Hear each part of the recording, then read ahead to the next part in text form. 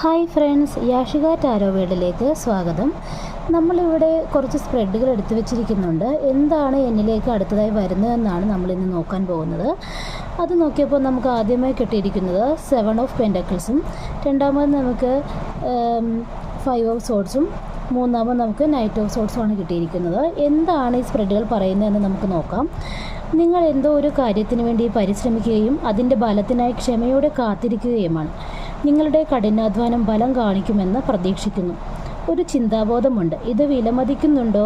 ഈ കാർഡ് ഒരു ഇടവേള കാണിക്കുന്നു, പക്ഷേ അതൊരു അവസാനമല്ല, ഇതൊരു ചെക്ക് പോയിൻ്റാണ് എന്ന് മാത്രം നിങ്ങൾ കരുതുക. ഒരു സാഹചര്യത്തിൽ പരിശ്രമം തുടരണോ അത് വേറെ എന്തിലേക്കെങ്കിലും മാറണോ എന്ന് നിങ്ങൾ തീരുമാനിക്കാൻ പോവുകയാണ്.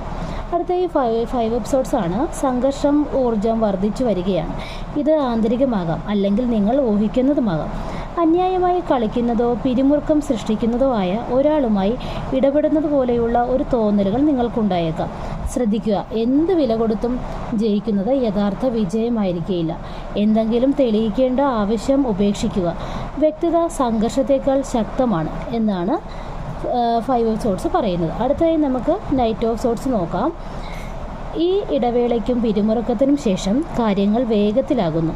ഒരു നിർണായക മാറ്റം വരുന്നു. ഇതിൽ നിങ്ങൾ നടപടിയെടുക്കുക, നിങ്ങളുടെ സത്യം പറയുക, അല്ലെങ്കിൽ ധീരമായ ഒരു നീക്കം നടത്തുക എന്നതാണ്.